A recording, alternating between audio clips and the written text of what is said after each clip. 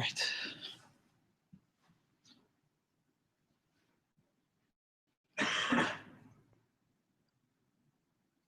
All right, welcome back. Let's see, we are starting our 12th week, and all right. So for the next couple of weeks, we're going to be talking about user management and Passport.js.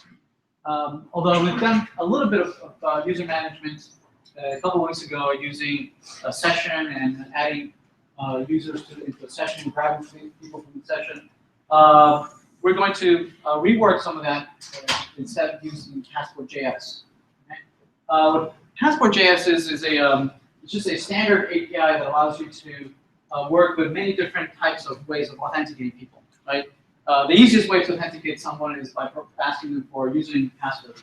Although there's many other authentication providers, such as I might be able to authenticate against Google, or I might be able to authenticate against Facebook or Twitter, and each one of them has their own particular idiosyncrasies. Right? So what Passport.js does is that it allows to create a single API, right, that allows you to use the same functions, the same data model to deal with all these various authentication strategies in a consistent API. So you don't have to rework all the idiosyncrasies and know the needs and bolts of each one of them. Okay. Today we're going to introduce the simplest of the strategies, which is just username and password. Okay. Then when we meet next, we'll talk about adding authentication providers like YouTube or Google or Facebook and whatnot. Okay. The documentation can be found here at passportjs.org. Okay. And they like to boast the fact that they can hook up with any number of authentication providers such as Facebook and Twitter and Google Auth and all sorts of providers. Each one of these is you can navigate to them, and they're all hosted at a particular GitHub repo dedicated for each strategy. Right? Each one of them has its own documentation, its own source code that you can take a look at it and how it's implemented. But you don't need to. You can just include that in your project using require and npm install, and then learn how to use one of them, and they all basically work more or less the same. And so that's the beauty of using a single library, right, that you only learn the API, and everything else is hidden behind that API. Okay. So let's see. So over the weekend, I sent an email on Piazza, a message where I made available a sample Bean application that uses Passport for authentication.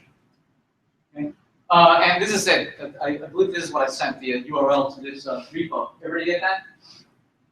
So this is a bare bones Angular application or mean stack application that uses Passport.js. Right? Its only purpose is just to demo how to use Passport.js in a mean stack application. Right? Please feel free to reuse this for the assignment that's coming up, for your own project, right? To add authentication for your own project, right? Later on, I will show you how to use this implementation here for refactoring the project I'm working on, right? The one that you can drag widgets around and create pages and whatnot. But first, I'd like to go over this particular example, this demo, so that just to show you how it works, so that you can then go and use it yourself for your own purposes. Make sense? Right? Some of it I'm going to skim over because it's a lot of AngularJS, a lot of controllers, and services. So I don't want to linger on too much there because I hope by now you feel comfortable with that. Instead, I'm going to stop a little bit when we talk about Passport.js and those things that need to change and configure and what the dependencies are to get Passport.js to work. Okay?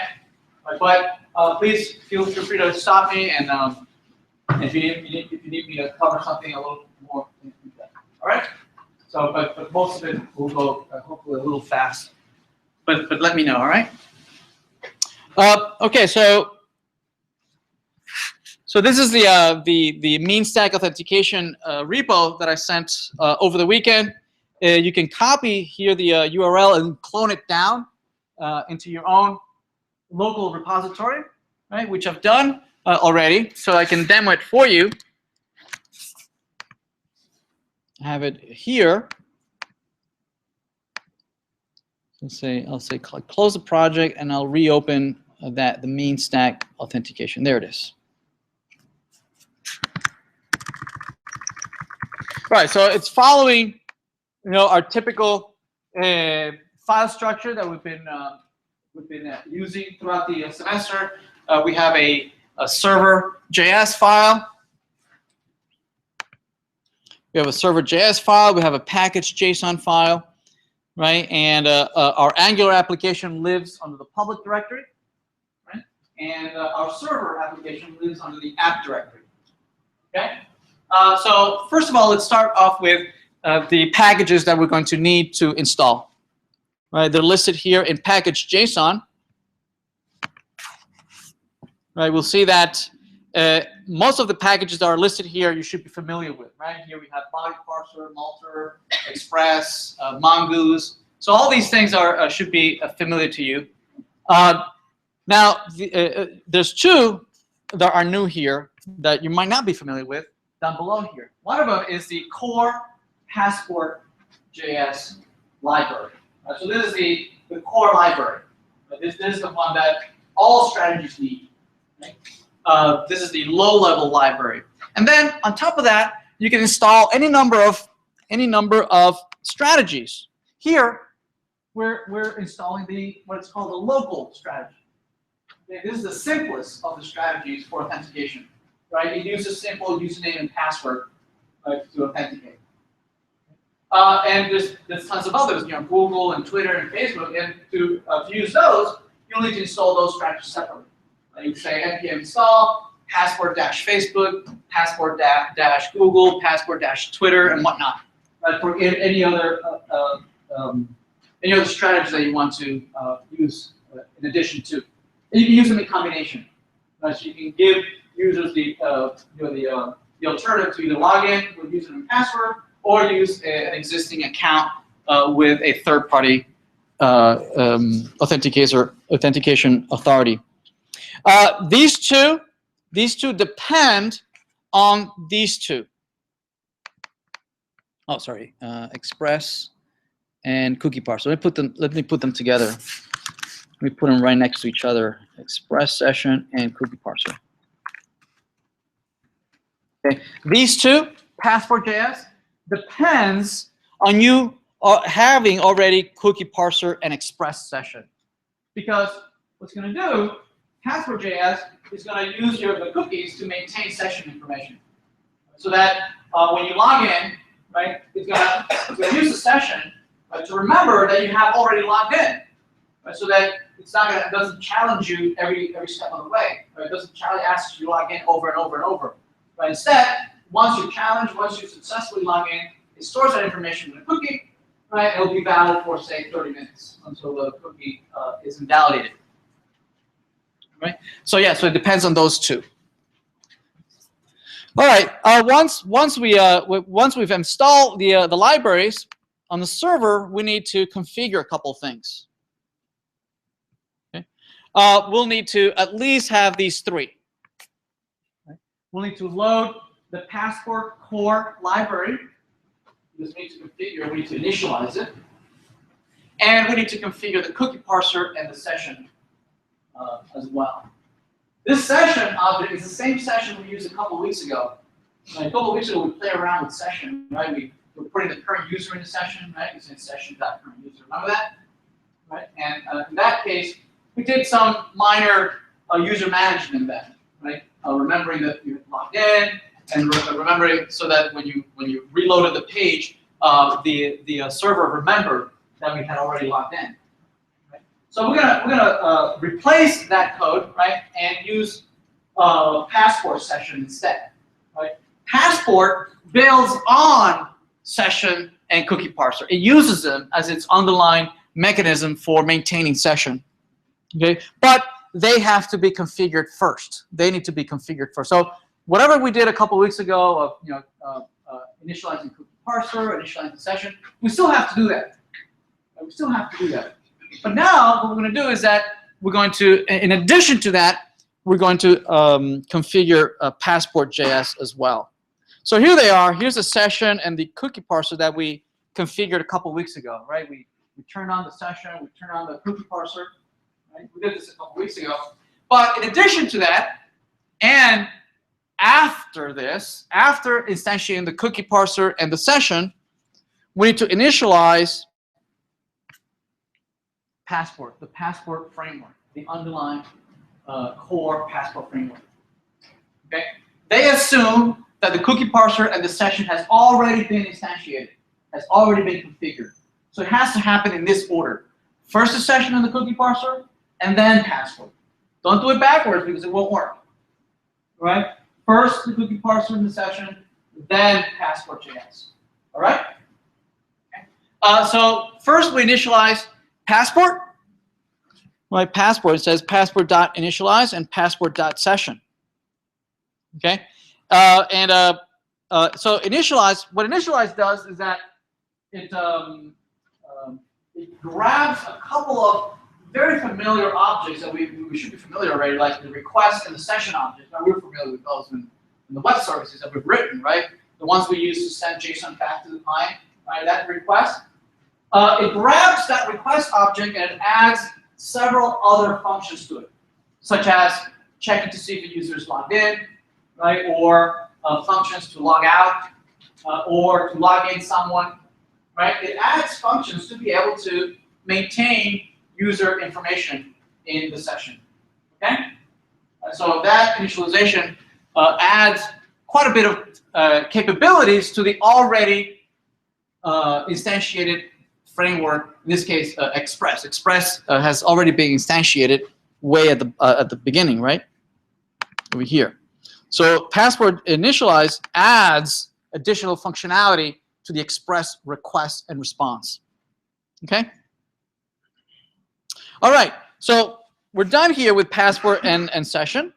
Let's look at a little bit the implementation on the client.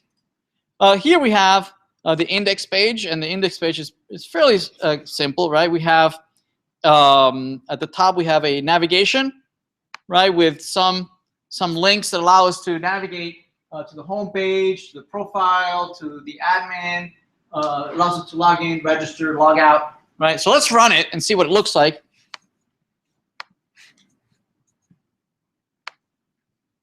Okay, so it's running.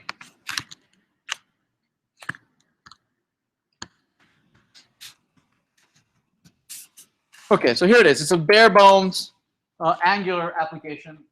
Hopefully you'll find it valuable, that you can grab things here and there that you might need for your own assignment, for your own project. All right? I try to make it as bare bones as possible and easy to follow along. All right, so we're not logged in right now, so it shows the login and register. So we can click on login. Here's Alice. And once you log in, you go to a profile page. This is very similar to what we built a couple weeks ago. But instead of using the session object that we used a couple weeks ago, it's using Passport.js. Right? So I'll point out the differences and the changes in the code that that this implementation uses. Now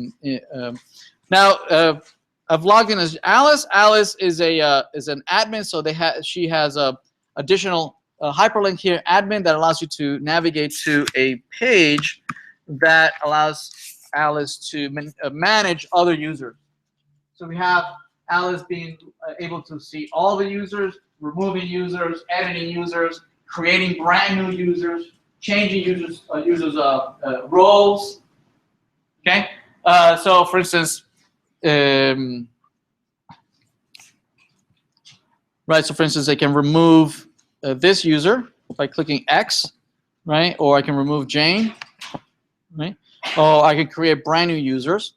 Now, if I log out and I log in as a non-admin, right? You'll know. Oh wait, Bob is sorry, Bob is also an admin. Well, let me see who's not an admin. www is not an admin. So log out. So if I log in as www, notice that www does not have access to the admin page. Okay.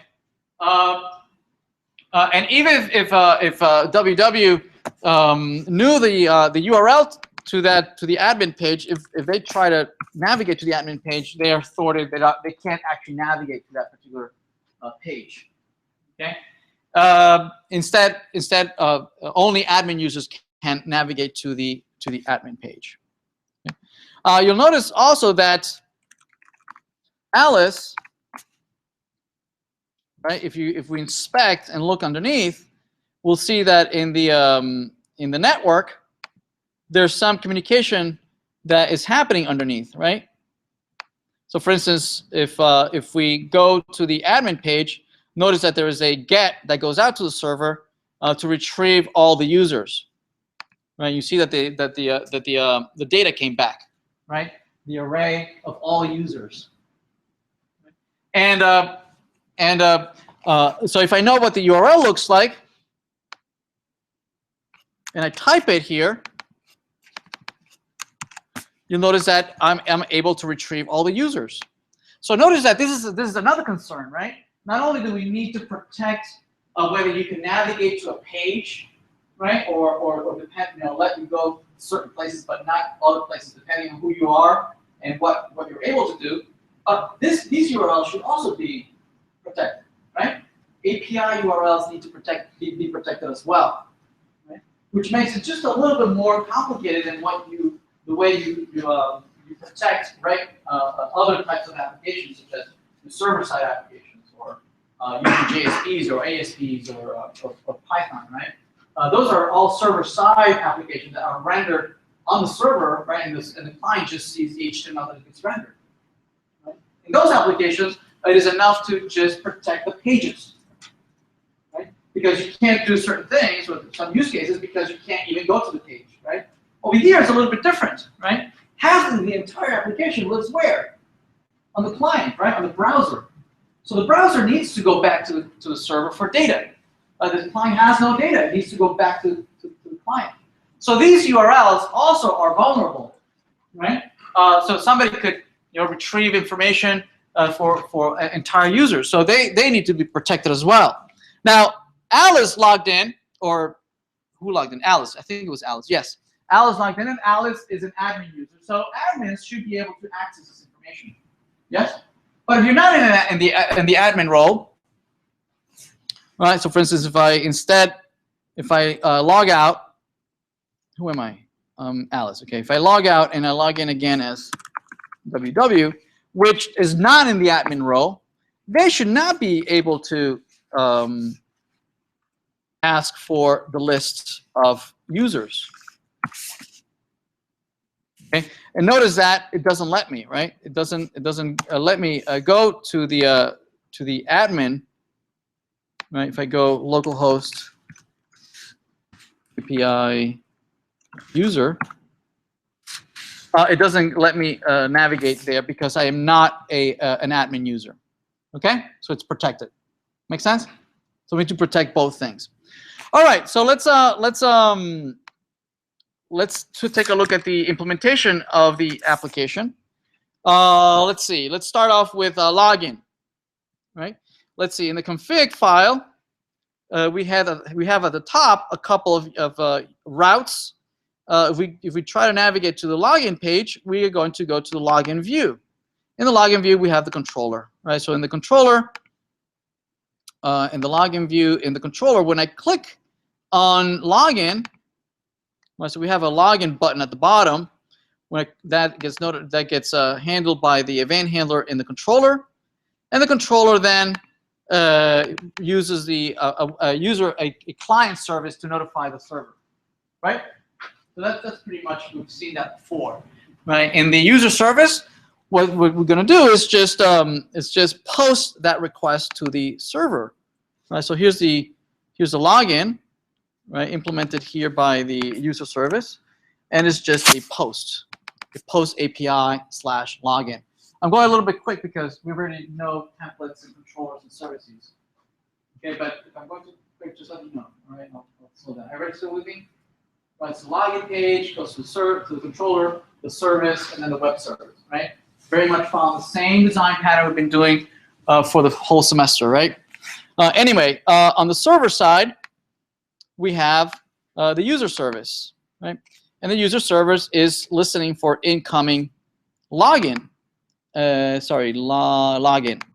Okay, there it is. Here is where the post is being handled on the server side. See that? I notice that it's a little bit different than what we've done before. If you notice, the between the URL pattern and the HTTP event handler, right? Notice that there is this new passport.authenticate local. See that? This is what is called a middleware. A middleware. So we've been working with middlewares all along, right? All these,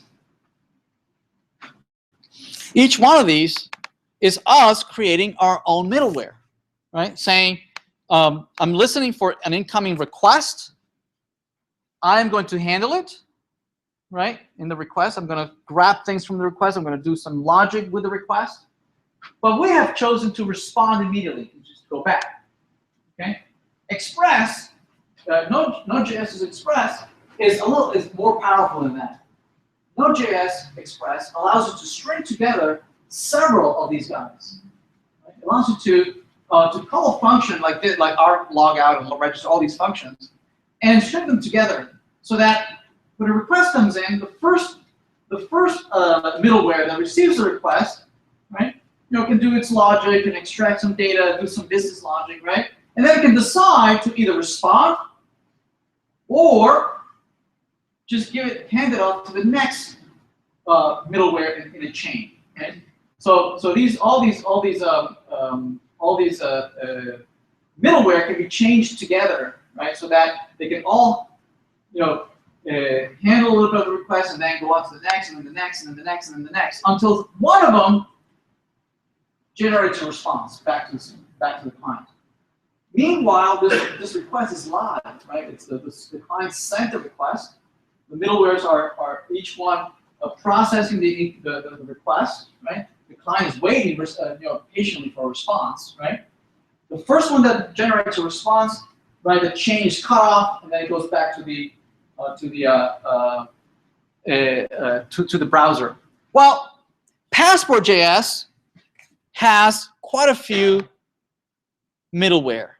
And what we've done here is created a chain, right? We're saying, I want you to first use this middleware that Passport.js uses, is declaring, and then call my login function, right?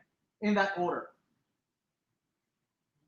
Now, here, Passport says that my middleware is going to be implemented using the local strategy that we downloaded and installed earlier, and which we've required here. So here we're requiring the core Passport library, and here we're requiring the local strategy. And you can require any number of strategies, right?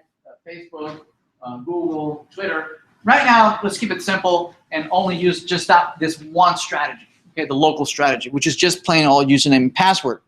So what we're saying here is that, hey, Passport, before you get to the login function, before you even get to the login function, take a look and use your authentication using the local strategy, right? And it needs to be configured. You need to configure this local strategy, and it's configured down here. This is where it says passport.use new local strategy. Okay, and that's that local strategy we just required earlier, and it takes as argument a function, a configuration function, which is right here, which is implemented right down here. Okay, so this basically says that before you get to the login, my login on the web service, I first want you to intercept the incoming request. Look at the request.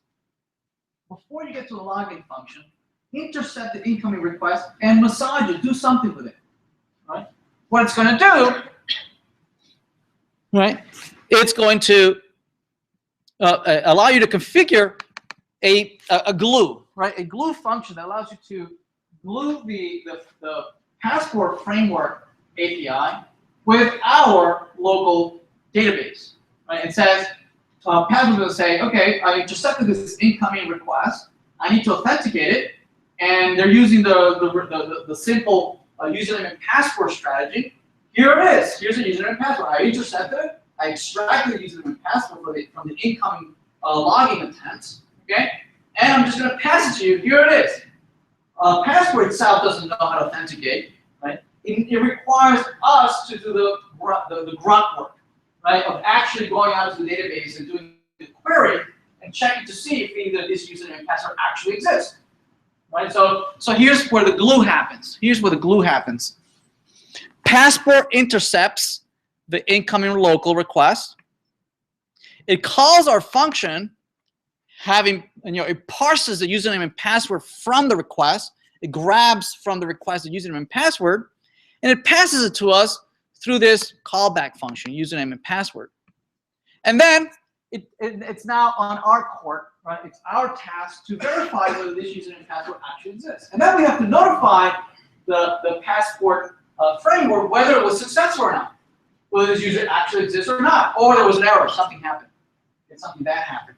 And that's where we come in, right? We use our regular data model, right, that we built using Mongoose and schemas and everything we've been doing for the last couple of weeks, right? I think for almost a month. Right? We created user models and whatnot, right? And we create a find user. We have a find user by credential. We pass the credential over, right? And this is going to return a promise that is going to either return us a user or an error. Okay, make sense? Now the implementation of this model is boring. You're already familiar with it. But just to show you, it's just this here, right? You find user by credential, right? It's just a simple Mongoose call to the user model.find one, filtered by username and password, right? In return, so no magic there. So this will return either a user, an actual user that already exists. In such a case, you would like to authenticate them and say, yes, they are now logged in. Or it'll come back with a null, right? The user doesn't exist in the database, right? So, or an error. So the way we notify the Passport framework that this of the results is through this callback function that Passport gives us back. See, Passport. So here's where the glue happens, right? Passport does its thing, it grabs the authentication, it passes to us to check whether the user actually exists, right? And then we have to notify Passport whether it's successful or not. And then the way we do that is by calling this function that Passport gives us. If there was an error, we'll be notified of that error in this reject, right? And the way we're gonna notify Passport is by calling done, the function that it passed us, by passing the error to the done, right? Passport will interpret this as I wasn't able to authenticate you. Right? I don't really know if you exist or not. I just can't tell. Right? There was an error. Right? I can't tell whether you're a valid user or not. And the user, if they attempt to log in, what they'll get back is a 401, unauthorized. Right? And the client will either stay in the login page and provide some error message saying sorry, I couldn't log you in. Right? Okay, so if the user comes back and there was no error, this user will either be null because the user doesn't exist, right? That username and password don't match, or it'll come back as null because or it'll come back as an actual user object, right? And in either case, we need to notify the Passport framework. If the user does not exist, notice that in both cases, right, there is no error. In both cases, we call done with the null. See null? null, this is error. Since there was no error, we're going to call with null in both cases because there was no error. But if there is no user, if the user did not exist, it didn't match the username and password, we're going to call done with false. And if the user exists, we're going to call back the done with the user object. You see that? The user that we found, right? So again, if the user doesn't exist, we call with false or anything that is falsy, 0 or false or null or anything that is falsy will be interpreted by the framework as saying the authentication failed, right? You do not exist, right? And I'll send you back a big 4-1 saying, sorry, I wasn't able to authenticate you, right? If the user does exist, we're going to return the user object. Now, this user object, we're going to use it to remember. We're going to use this done, right, to remember that this user has already been authenticated. And we're going to use a cookie, right, a session cookie, to remember so that every time you come in here and you try to navigate from one page to the next, it remembers that you're already logged in. That it shouldn't challenge you for every page that you go to. Okay. All right. So how do we remember that this person has already been authenticated? So to do that, we have to make sure we've turned on a session, right? We've instantiated the cookie parser. We've instantiated the session. We're initialized also the passport session, right? We did that on the server. We did that, right? These 3 lines: the session, the cookie parser, and initializing the session. If we want to use session support, if we do that, then we can additionally configure 2 other functions in Passport.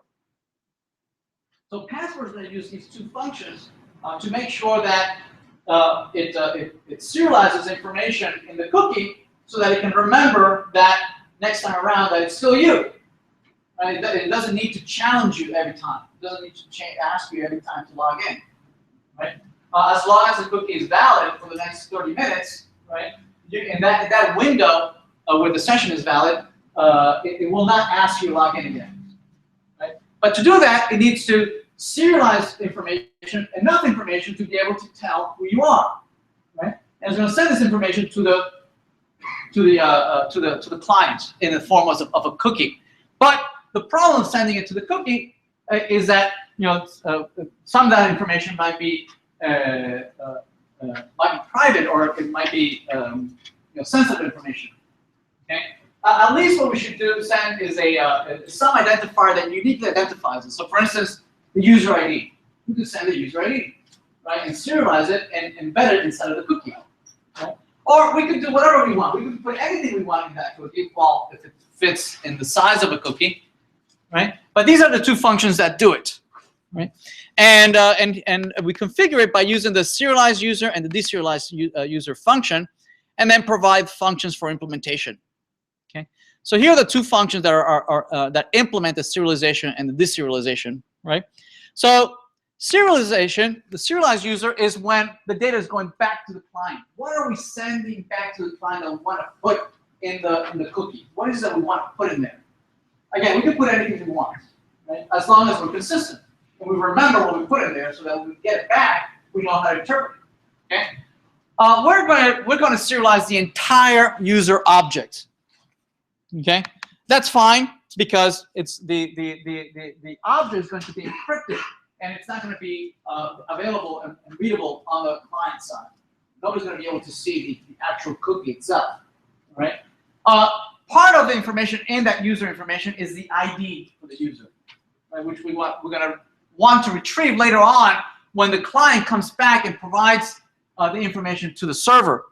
On the server side, when the cookie comes back to the server, the deserialized function is going to be invoked, right? It's going to pass you the deserialized object from the cookie.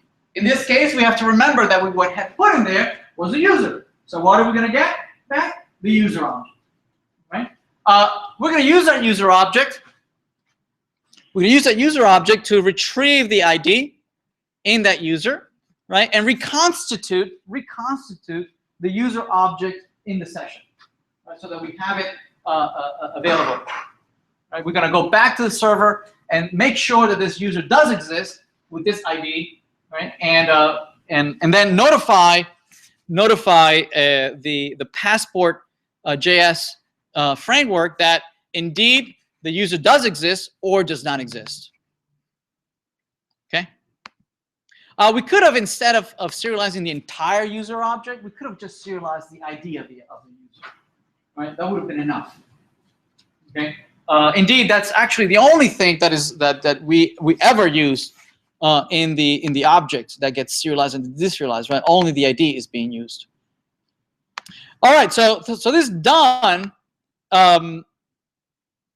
Depending on whether there was an error or there was a null, it will either notify the client saying, "Sorry, I couldn't authenticate you," or it'll let you go by, right? So this login function over here, this login function, right? Before it even gets to the login function, we know whether you're authenticated or not. Before we even get to the login function, right? Actually, by the time you get to the login function, right, a user has already been identified or not. Right? The current user is either null or there is a user in the session. But we never explicitly put users in the session. Right? Instead, Passport underneath is handling that for us. If you remember, a couple of weeks ago, we were explicitly doing session.current user equal, and then we would put the user in the session. Remember that? We did that a couple of weeks ago, right? And when we logged out, we did was destroyed, I think. The session.destroy would destroy the session, right? So all of that, we're not going to do that explicitly ourselves. Instead, the underlying Passport API does that for us, depending on the strategy, right? Because depending on the strategy, it's a little bit different depending on the strategy. You know, with Google, it's a little bit different. With Twitter, it's a little bit different. With Facebook, it's a little bit different, right? So we don't want to do this ourselves. You know, managing the session ourselves, right? Instead, Passport provides a consistent API that handles it, handles the nitty-gritty details depending on the strategy that we use. So anyway, by the time we get to login, well, first of all, if the login did not succeed, we don't even make it to the login, right? If we were successful, the login function gets called, and by the time we get to the login, the user has been identified, right? And Passport makes the current user available as part of the request. So what happens is that Passport, the local strategy, intercepts the incoming request, right? Does the same stuff to the database, comes back, right? And now that it has identified the user, right, or not, right, it adds it to the request, and then it lets the chain continue to the login function. Now, when we get to the login function, right, the user has been added to the request, right? So that request has now the user object, and then we can send back the JSON object of the user representation to the login controller. Okay, so back in the login controller, this user is either null. Notice that it's either false or user. False means that that user does not exist, and false means and user means that user does exist, and that's user representation. Error just means that we couldn't tell, we don't know, right? Something bad happened. Anyway, so this goes back to the controller. Where's the controller? Let's see, the login controller. The login controller patiently was waiting for the response, and this should have, let's see, if something went wrong, if the user did not exist, or we'll get an error, a 4.1. A 4.1 is an error, right? We get an error over here. If we get to the successful, it's because we were able to log in, and we store it locally in our root scope just for convenience purposes, and then we navigate to the profile page. Okay. All right. So the service changes quite a bit, right? The deserialize serialize, and local strategy. So please take a look at this implementation, right, so that you can reuse some of this in your own assignments and projects. All right, so that's login. Let's go now to the profile. Now that we're in the profile,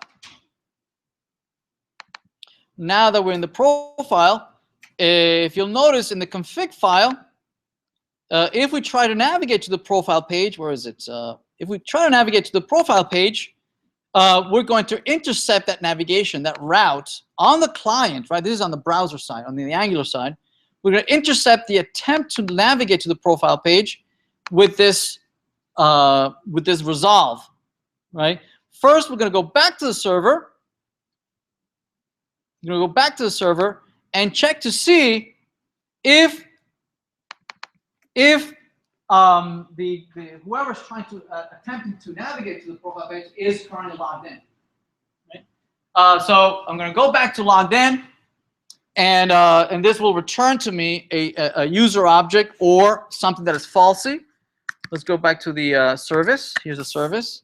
So here's logged in. So logged in.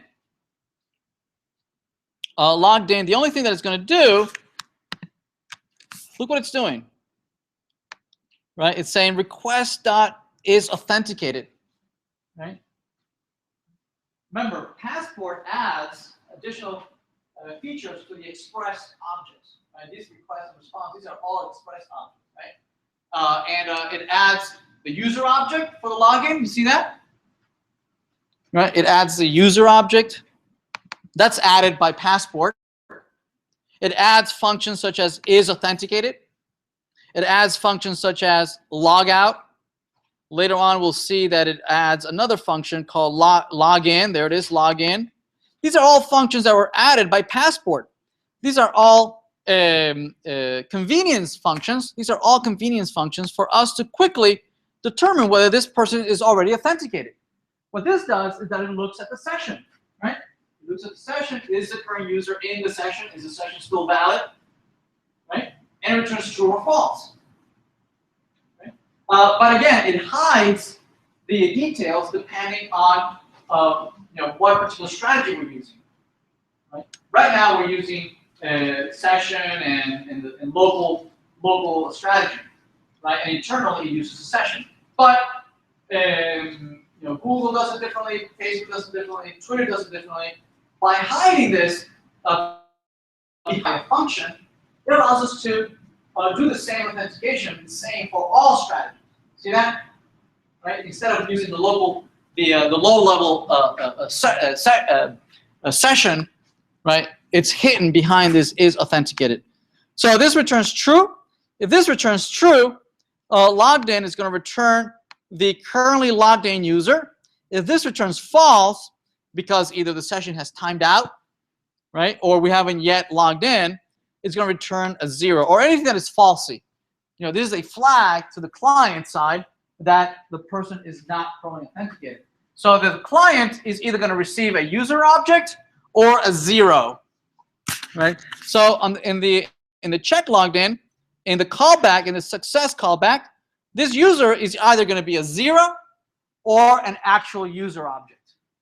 Okay, and here we're going to check to see if it is a 0. I'm sorry, if it is a 0, we're going to send an error.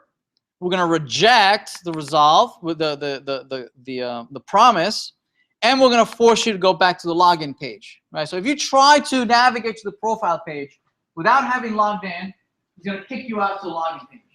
If instead you have logged in and the user is not 0, we're going to take that user and we're going to cache it in the local root scope. Right?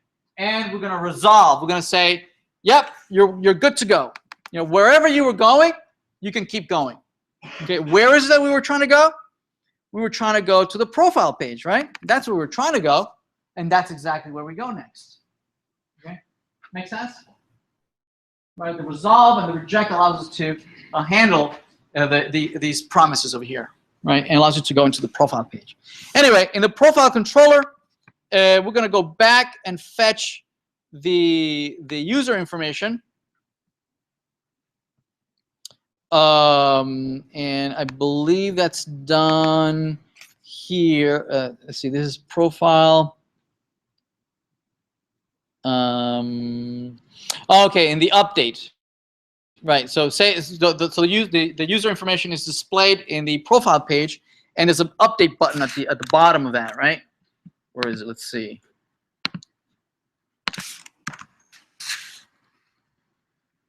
So login, Alice. Right, so we have an update down below that is handled by this event handler that calls update user. Update user calls update user here and sends a put, and the put goes to this web service, and this put right here, right? This put. Okay, notice what's happening here. We've added this auth. We've added this auth. What is that? That's a middleware that we created, right? Before we had created this passport.authenticate local, right? That was a middleware provided by Passport. Here is a middleware that we've created that is implemented in this variable, right? That is referencing this function that is declared down below. Right, here's a function that says I'm going to take the request and the response. This is before I get to the update, right? This happens before I get to the update user, right? I'm going to run this auth, right? I want to make sure you're authenticated, right? That you're logged in. If you are logged in, then I will allow you to update the user, right? If you're not logged in, I will not let you through. Right, so this is a middleware that we created, and so now there's this chain, right? Your chain could be as long as you want. Over here, our chain just is two functions. One is the auth function occurs first, and then our update function. Okay, so let's look at the implementation of our auth function way down below. It takes our request and our response, and it uses the request is authenticated to check to see if the person has been logged in already. Okay, again, checking against the session. Okay, if it returns true, if it returns true, it's going to say next. We'll see that in a minute. If it's not authenticated, it's going to send back an error. It's going to send back an error of 4.1 saying, sorry, I'm not going to let you through. You cannot update the user because you're not authenticated. 4.1 means unauthorized, right? Okay. So we have this chain, right? Where first this authorized happens, right? And it can either send back the response immediately, right? And it cuts the chain, so it never actually makes it to my update function. It never makes it out to my update function, or it can call this optional method. You can call back in this optional method to notify Express that it wants to let the chain keep going, right? It wants to let the chain keep going, right? So by calling next, right? If it's not authenticated, it's going to send back a 4.1. Otherwise, it's going to call next, meaning keep going, right? Whatever was next in the chain of middleware, right? In our case, was what? It's the update function, right? The update function will be invoked now, and that's just, you know, our update function is just like any other function we've created earlier, right? So there's nothing new here, right? We grab the user from the body. We use a user model to update. We pass the ID of the user and the new user. So there's nothing new there. It's nothing exciting. Let me just show you real quick. The update is just says, you know, user model update. Here's a filter, and then it sets the user with the new user, and then it just returns. So nothing new there. There is a little bit of logic, here on the update user because the update user can be invoked from two different places. Right? The update user can be invoked either me and my profile, updating my email, my phone number, my password, me updating my profile, right? Or an admin user updating my profile. See that? It could be invoked from two different places. So this this update function checks to see. Right, checks to see. Calls this function is admin. Calls this function is admin. That function is going to verify that the currently logged in user is an admin. If the current logged in user is an admin, then I'm going to go ahead and do a couple things, right? If you're not, I'm going to disallow a couple other things. For instance, if you're not an admin, you shouldn't be able to change your role, right? If you're a student, you're a student. If you're faculty, you're faculty. Only an admin can change your role. Make sense? Right? So this function is admin, checks to see, right? If the currently request user, notice who's user? Who's the request user? That's the currently logged in user. And who's this new user in the body? That's the data that I want to change, right? I want to change it to these new values. This was what's submitted from the form. And there's two forms, right? There's a profile form where I'm changing my own profile, but then there's also the update form in the admin page. See that? There's two forms, right? One of them could be an admin changing somebody else's information, right? Or me changing my own information. See that? These not necessarily need to be the same, right? So this one checks to see if the currently logged in user is an admin. So let's see admin. Admin is very easy. So who's a user? User is a currently logged in user. And the only thing that it checks to see if the current user who's logged in has admin in its role, right? It returns true or false. So that's easy.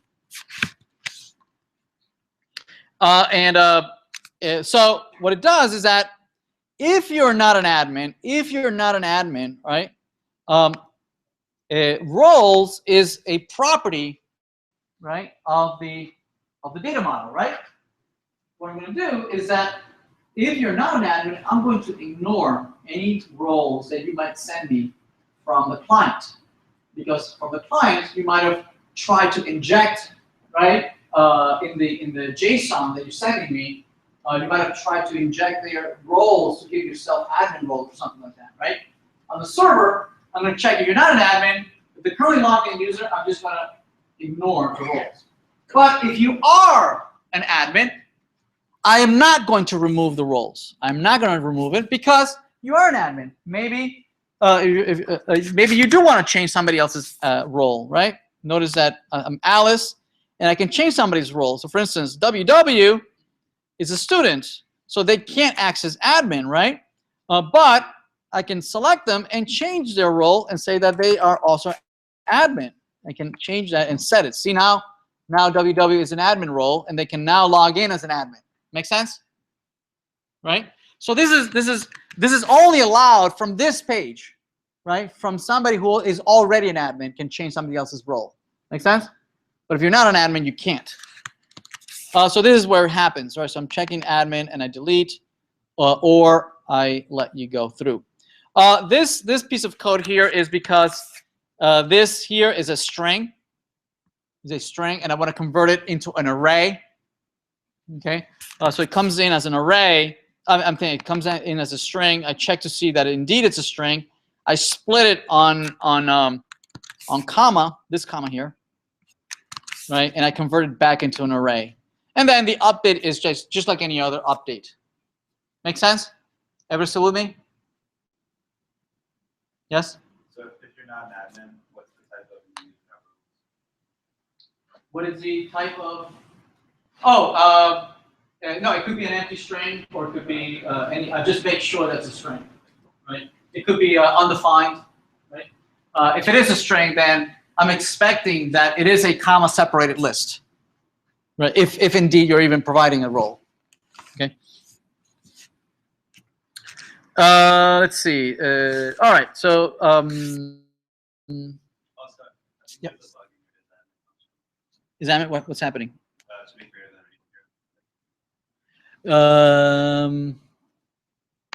You're right. Yes, it could be the admin, the first element in the array. Very good. Thank you.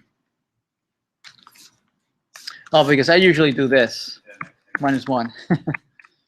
That's what I usually do. All right. So I'm in the profile. What about logout, right? So what I'm logged in and I click on logout. So to log out, notice that when I'm logged out, I can't go to my profile anymore, right? I can't go to my admin anymore, right? It just won't show me that information, right? So for logout, the controller, I believe that's, where is that? I think it's in the nav controller, right? It just sends a user service the logout. The user service posts the logout. There it is. Okay. And on the web service, the logout is unprotected. See that? The logout is unprotected. Everybody should be able to log out. Right? I don't protect. I don't check to see if you're already logged in. Right? Regardless of whether you're logged in or not, if you click on the logout link, we call logout. And the logout function is implemented down below here. And it's as simple as calling .logout on the request. Again, logout is a function added by Passport.js, like many other functions that provide a consistent API for these kinds of use cases. Logout will invalidate the session, right? So that next time you try to use that cookie, it will be invalid and you won't be authenticated anymore. And then we just return 200 and 200 on the controller side. On the controller side, we just we cache the current, invalidate the current user, make it null, and then navigate to the login page. Okay, so that's logout. What else? What else we have here? Okay, register. What about creating a brand new user? So creating a brand new user, that's in the register page. The register page, let's see, it has a register button at the bottom and just passes on the user information to the service, and this service just posts that information when you register. Where is it? Register, register. Here's register.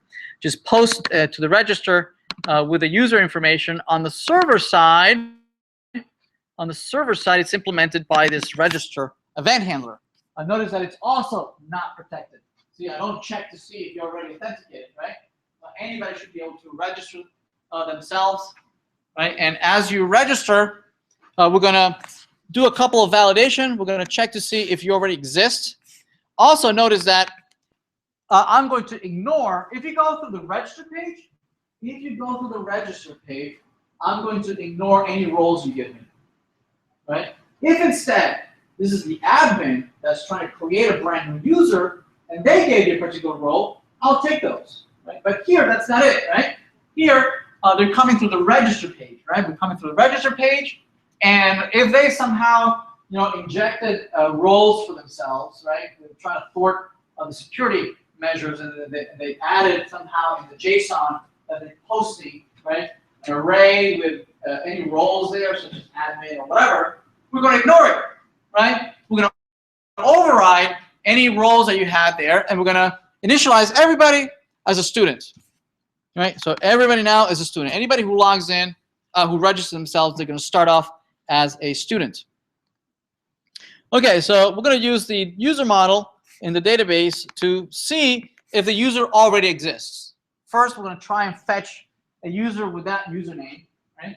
And this is going to respond to us either with an error, with something happened, network connection with the database, either a null user because the user doesn't exist, or an actual user object because the user does exist, right? So those three outcomes are handled here with by the reject function, right? If there's some error, or if it's null, or there's an object, it's handled right here. If the user does exist, then we're not going to allow the person to add themselves to the database, right? Because they already exist. Instead, we're going to return to the client. We're going to respond with a null. So we're going to the client is expecting an object representing the brand new user who has registered, right?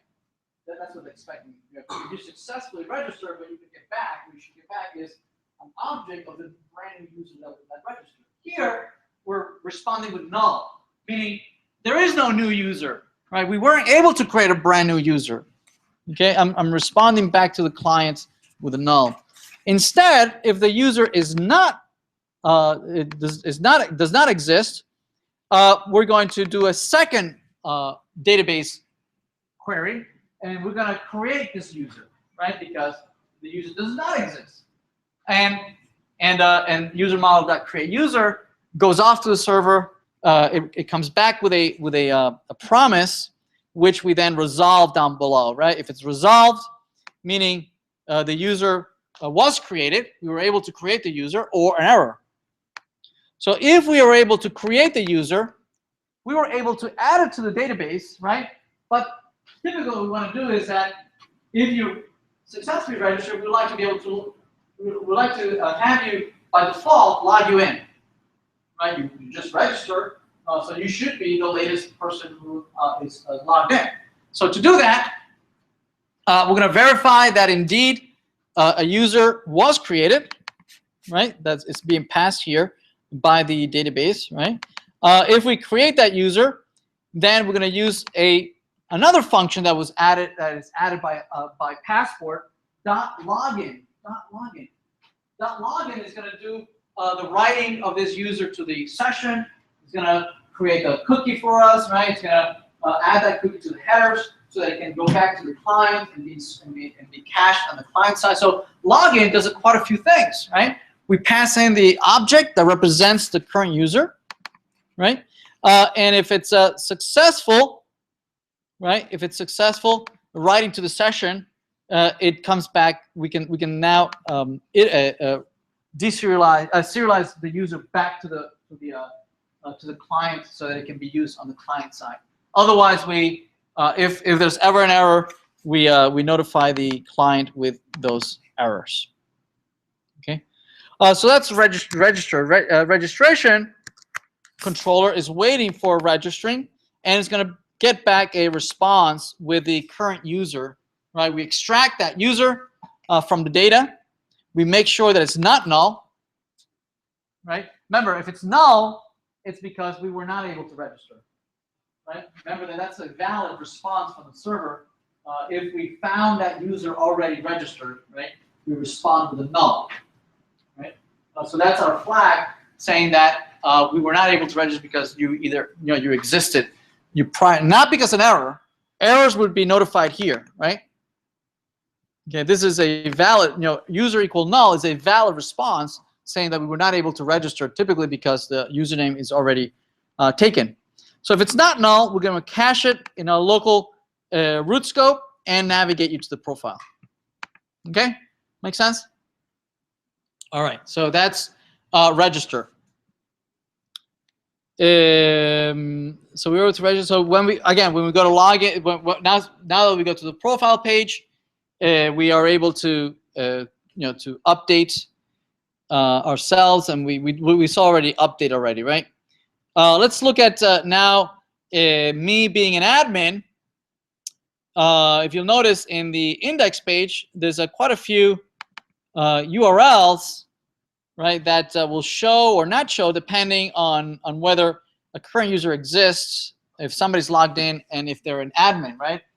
We implemented something similar a couple of weeks ago where we would show different things depending on the user status. So here we have that we're only going to show login and register if there is no user, right? And if there's a user, we're not going to show it. Instead, we're going to show the profile link and the admin link if you are in the admin role. Okay, so we saw this a couple weeks ago, so I'm not going to go over that. But let's say that you navigate to the admin page. If you navigate to the admin page, you'll see that the admin controller, the first thing that it does is fetch all the users, right? It's going to fetch all the users. See that? Right? And that's handled by the client service, find all users, which is a get API user, right? On the servers, on the web server, the find all users, look at this. Find all users is protected. See that?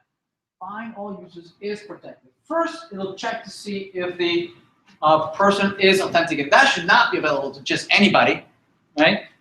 First, it'll check to see that you're logged in, and after after it checks to see that you've logged in, right?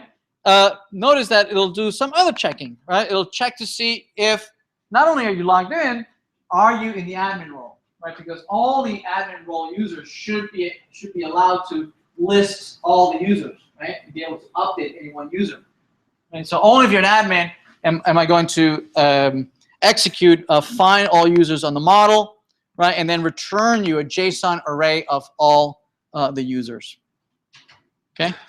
Otherwise, we'll send you a 403 disallowed. Okay. Also in the admin, if I am an admin, I can also create brand new users, right? And I can so here's let's create Jane.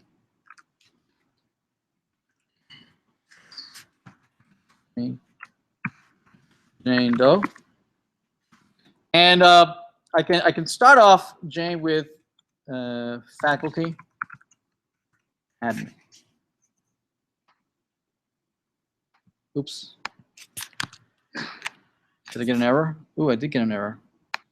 Got a fat error. Undefined path ID. Oh, did I time out? No, can't be, right?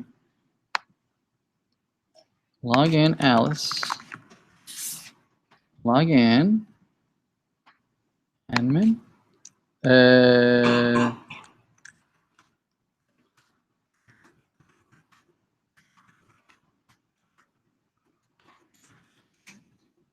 Add? Huh. Wonder what happened. Anyway, because I'm an admin, right? I can set different roles. Right? I can change the role. So when I created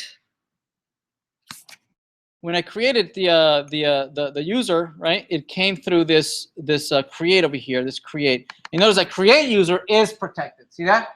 Not anybody can create. Anybody can register, but only the admin can create new users. See that? It's a little bit different.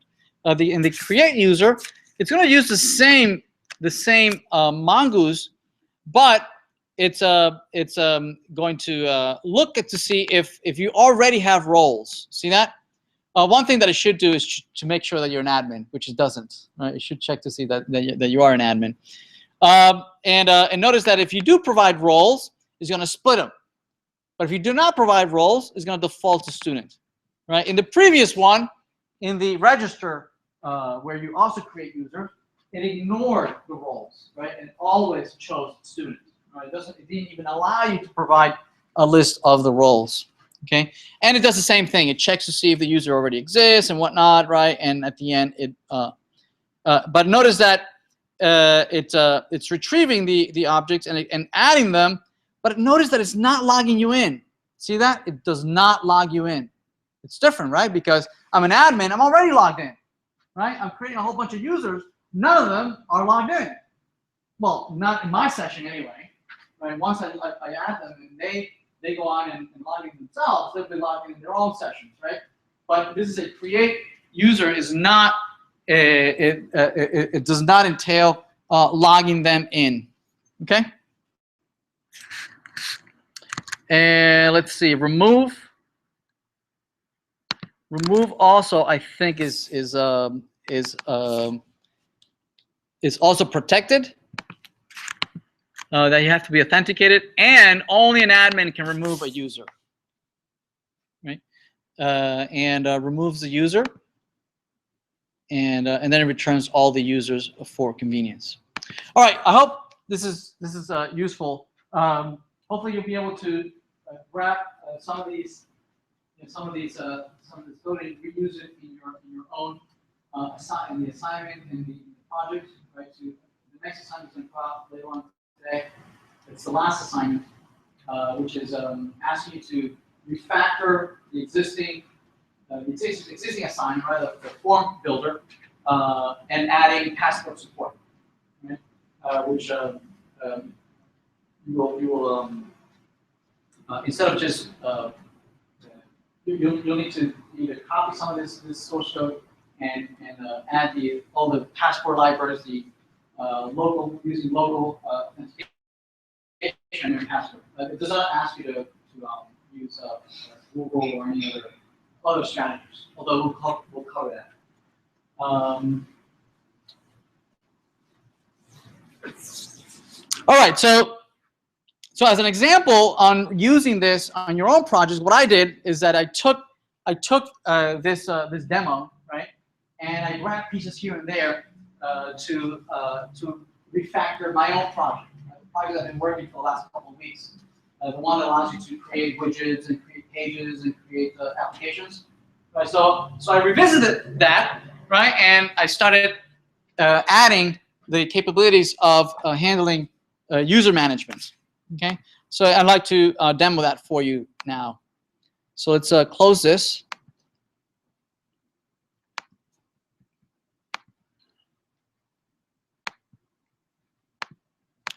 Let's do file, close project, and web app maker. Okay. All right, so let me run it for you.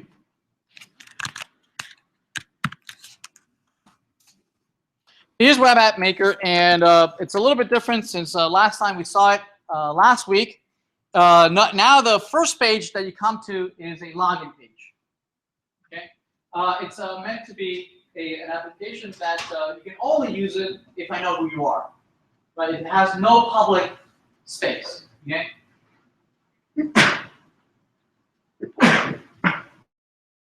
Unlike the movie application that we were looking at a couple of weeks ago, right? That one had a public space, right? That anybody can search movies and anybody can peruse and navigate around, right? Only logged in users could like movies, right? Or follow other users. Here, this application is a little bit different, right? Only if you're logged in will I ever talk to you, will I ever let you do anything, right? So here's our splash page. It's just this login page, right? Also, it's meant to be used in a phone, right, in a small screen. So let's log in as Alice. And also, the first thing that you come to see, the first page that you see is a profile page that allows you to change attributes of the currently logged in user. Right? So you have Alice there in the email and first name and whatnot. Okay. Notice that I've added also a header at the top and a footer at the bottom, right? You notice that if I make this small enough, it doesn't fit. It's the head sticks at the top and the footer sticks at the bottom, right? I just use Bootstrap's nav bar, right? And you can either configure it to be fixed at the top or fixed at the bottom. It's very, very easy. And I also cleaned it up a little bit, the look and feel. Since I have a profile, I added a home button at the bottom so that I can always come back to the profile page, right, and start all over. So the profile is going to be my starting point where I can visit everything else, right? Anything that is related to me. Right now, the only thing that is related to me is our applications, right? So these applications, if I click on the applications, it'll allow me to go and view all my applications. I also changed the buttons. I didn't like the buttons that I had. I removed all the borders and the backgrounds. I think it looks a little nicer. So OK always means I'm done, or so I can change things, right? Unregister, I don't like that button. It kind of scares me that you can just unregister yourself by mistake. And log out. So the only place where you can log out is here, right from the profile. I can't log out from anywhere else. Anyway, let's look at the applications. When you navigate to the applications, notice that I see my application. I don't see anybody. I don't have access to any other developer, right? I don't have access to any of their information. I can only see the my applications, right? So right now I just have app 1. Also notice that from anywhere in the application at the bottom, I can always jump back to my profile by clicking on the home page, right, on the home link. So if I go back to applications, notice that I've changed this a little bit. I've removed the fact that these are tables, so you can't even tell these are tables anymore. Also, I changed the pencil, and now I put it like a cog or a gear that presumably is for changing the settings. So I can change the application. I go to an edit application. We have a bigger text area. I changed it to a text area, and I added labels. I also added a cancel. I didn't like the arrow on the top there, so I made it into a cancel over here. So cancel just goes back to a previous page where I was. Or the add, I can also add and add, and this is an OK button and allows me to go back and keep looking at the list of my applications. Yes, right. I can then navigate to a particular application. I can see pages. Again, cancel allows me to go back. I can configure the page. I can go to home or add a new page. In the page, so let's add a new page. So let's create set the second page and say OK. It goes back. I can then navigate to that page, and right now I have no widgets. It's a brand new page, and I added a couple things here. I can so that when I click on plus, I can choose the widgets. It looks a little more professional now. I can add the header, right? And the header, like before, it has a default text and a default size. I did add a couple other things, such as being able to configure. If you add the configure, at the top, I'm displaying the widget object, JSON object, for just for debugging purposes. Okay? Change the name, the text. I can change the text. So some images, right? And I'll make this size 2. I can change the size now. I can say OK. It goes back and says some images, and it's of size 2. I can change the size as well, so we can make this even smaller, size 6. Now it's a small header. So let's make this a little bit bigger. So let's make 2. Oops, cancel. All right. So another thing I added is able to add widgets such as image widgets. For instance, image allows you to add a URL to an image. So let me grab an image. Let's see, space shuttle. Images. And let's grab this one. I'll grab the URL and go back to my widget and use that as a URL. Right, and say OK. It goes back and the image doesn't work. Wait, did I grab the right image?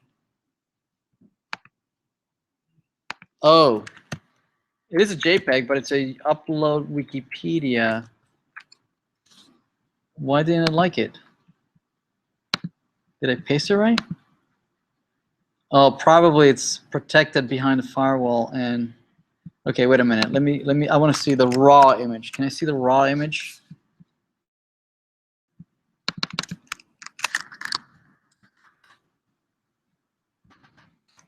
Paste. Okay. Okay, there's the image. I think I pasted the wrong URL or something. Anyway, it's too big to fit. I can go back and configure the size, and I can give it 100%. And so now it fits just inside of the page.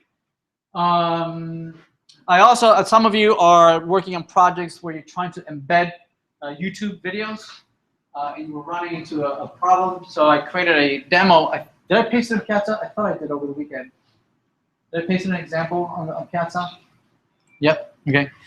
So I then added it to my my page editor. So if I click here, I can say that I want to put a YouTube video, which is added down here. I can go and edit it, and I can give it a URL to the video. So let's look up a video here, YouTube, and let's pick out one of the videos here.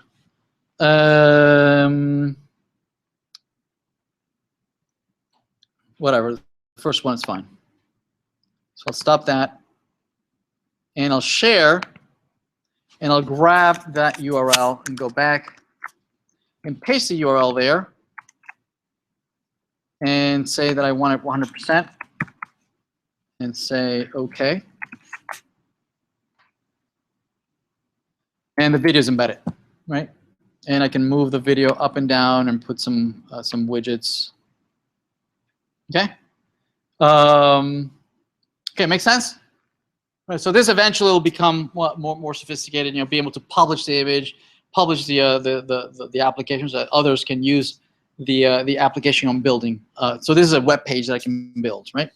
Anyway, so let me show you how I added support for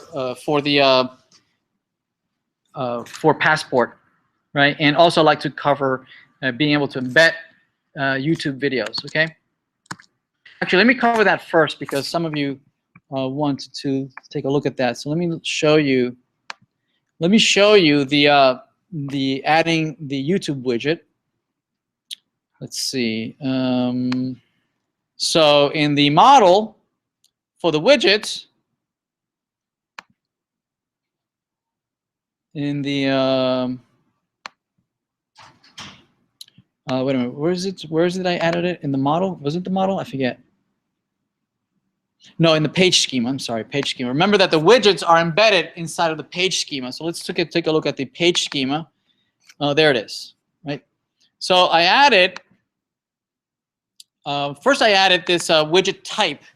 Right? If you remember, I told you last time we met that you can ask Mongoose to do some validation for you. Okay? If you remember, the widget type used to be just a plain old string type. Remember that? Just a plain old string type. And now I added this validation that says that string that you inputted there has to be one of the following. Right? It has to be either a header, a label, a text, a link, an image, a YouTube. Right? So you can't be just any string. Right? So there's some validation that you can do on the Mongoose side. Right? Also, notice that for each one of the widgets, we have dedicated embedded JSON schema. See that? So for the header, for instance, I am only the only thing that is different about the header is the size that I'm rendering, right? For the YouTube and the image, right, I am keeping track of URLs and I'm keeping track of the widths, right, of how much width do I want them to take of the page, right? So when the page gets added, when the widget gets added,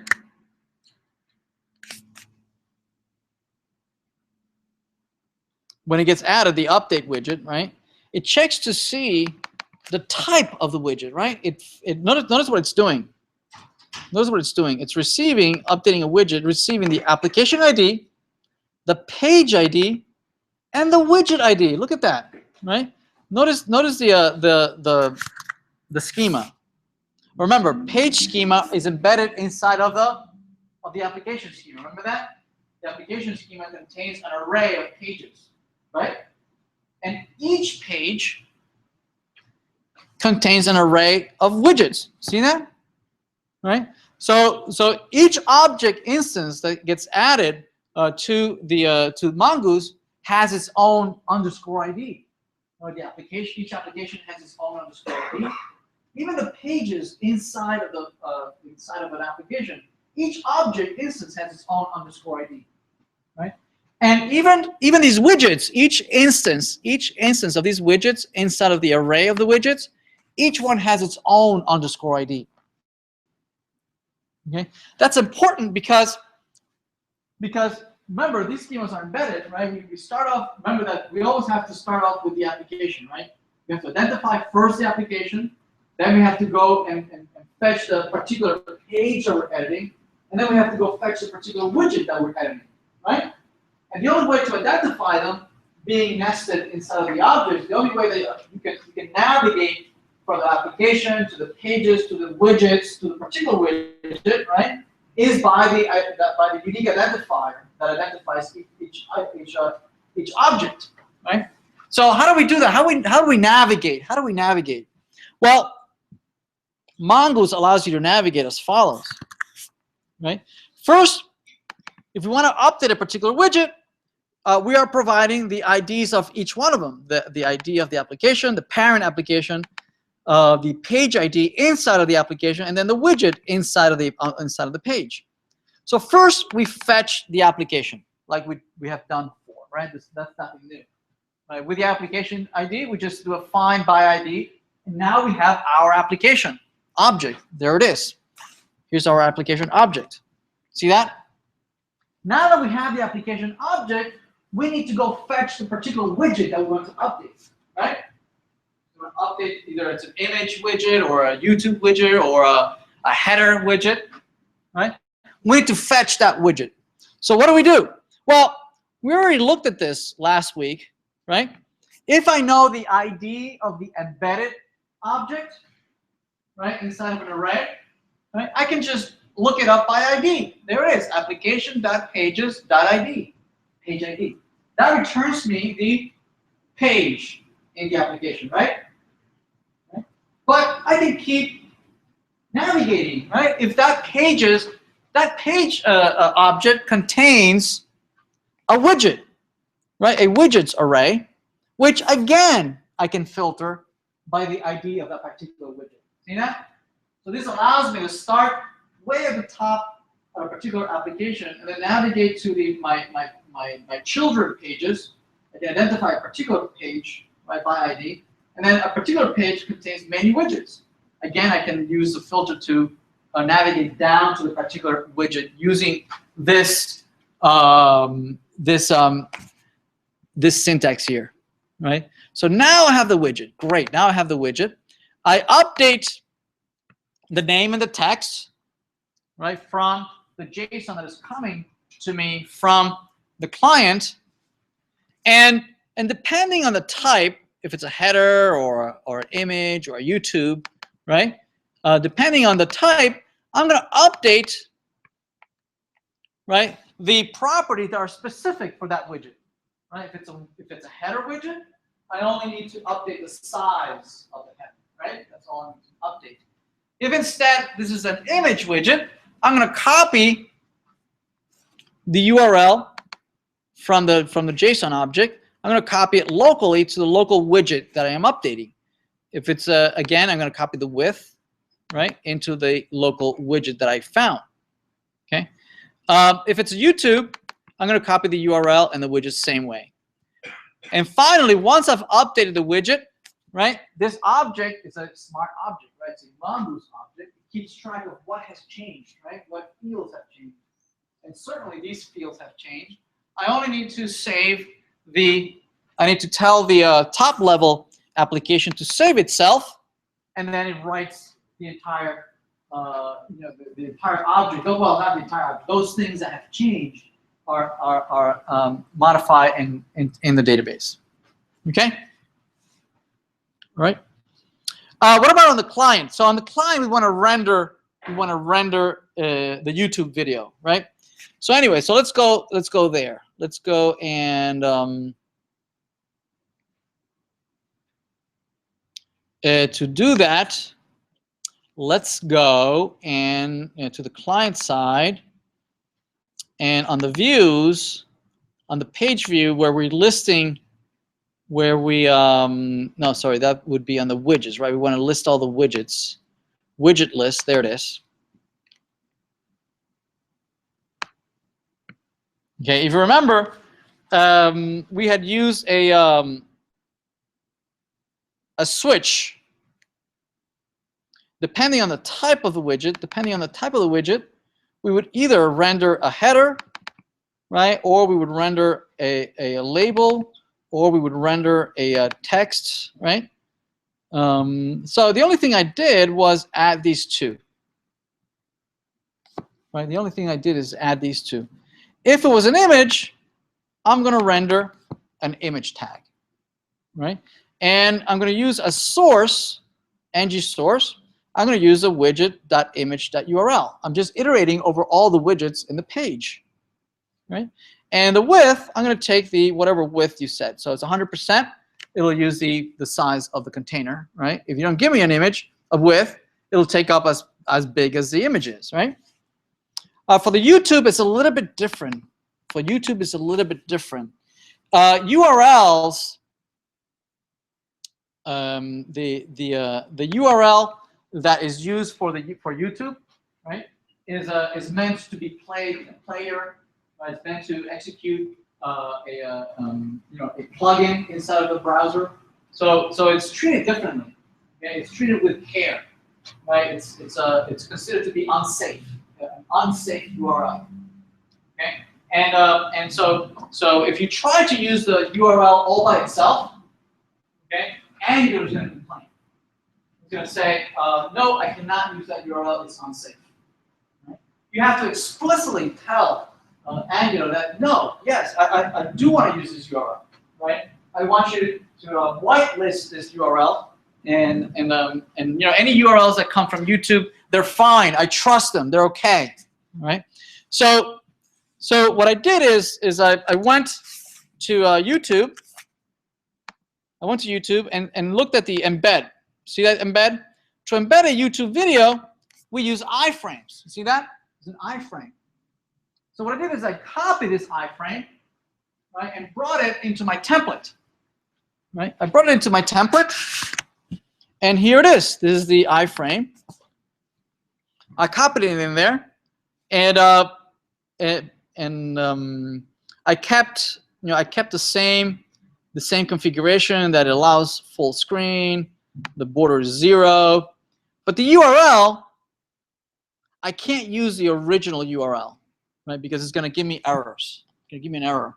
So instead, what I did is that I went back to the controller and say, hey, controller, give me a safe version of this URL. Okay. So to implement that, I gave it the widget instance that contains the URL.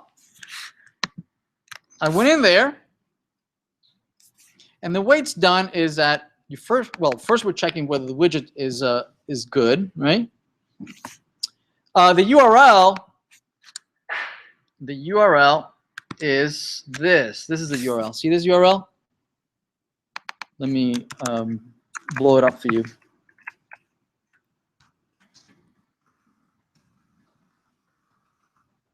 The URL has a pattern, right? It has HTTPS, www.youtube embed, and then this code. See that code? That's the only thing I really need. Everything else is always the same, right? This URL is always the same. I only really need this code here, and that code is exactly the same code as this URL. This URL. See that URL? That's the URL that I pasted in. Remember? Right. That's the URL that I pasted when I updated the widget. So I'm gonna take this URL. I'm going to split it, right? And I'm going to grab and parse out this ID. Once I have that ID, I'm going to reconstruct this URL for embedding so that I can provide it to the iframe. Make sense? Yes. Oh, what the? Oh man. Okay. All right. So I'll just write it here. Thank you.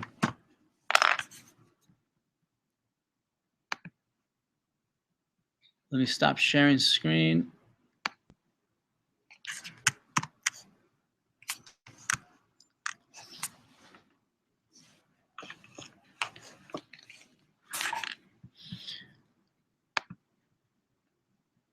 Okay, so in the controller, what I did is that I took the original URL, which was in widgets, YouTube.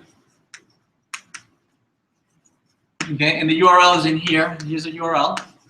Okay, that's a string. I split it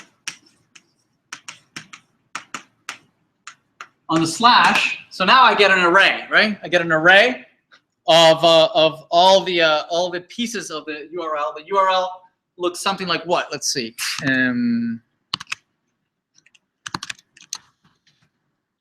Looks something like https:// YouTube to, and then the ID, right? XYZ. Right? That's the piece I want, right?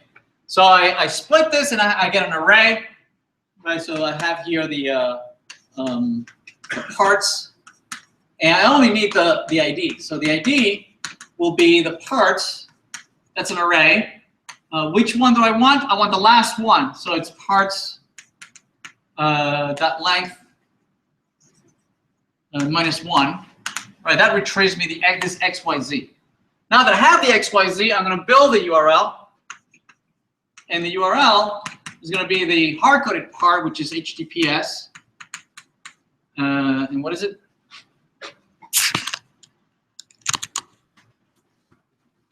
It's www.youtube.com.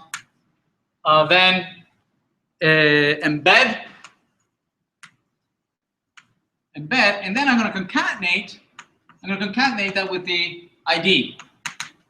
Now I have the URL, right? Now I have the URL. And the trick happens when what we do is that we're going to take that URL and we're going to use the SCE,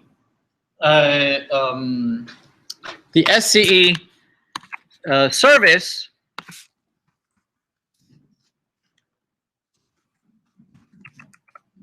which is going to give me a contextual escaping. It's going to escape. It's going to escape the URL, right, and make sure that it doesn't contain any weird, embedded JavaScript, or it doesn't contain any dangerous content, right? And what we're going to do is that we're going to use that to this function, trust as resource URL. We pass here the URL. This is the URL that we calculated, right? That's the URL that we calculated, right? We call this function, and now the iframe, when we render the iframe, it will use this. We return it. We return it from the controller, right? We return that. This was the function. This was the function. Get. What is it called? Safe YouTube URL, right? Safe YouTube URL. And we pass it in here, the widget. Okay? Yeah, so the SCE is what you need, right? Take a look at it. If you go to the AngularJS and look for the $SCE service, you can look at that. You'll also need this if you are embedding HTML. Some of you are creating pages where you can embed HTML dynamically, and you're storing the HTML in the database. Then you want to be able to grab that HTML and grab it and put it inside of your Angular, the model, ng model. And to do that, you also need to use the $SCE, which is going to escape your HTML. Is going to parse your HTML, making sure that it doesn't have any experience and dangerous content in there. Okay. All right. All right. I think I'm going to leave it here. Yeah, I'm going to leave it here. Any questions? All right. For office hours,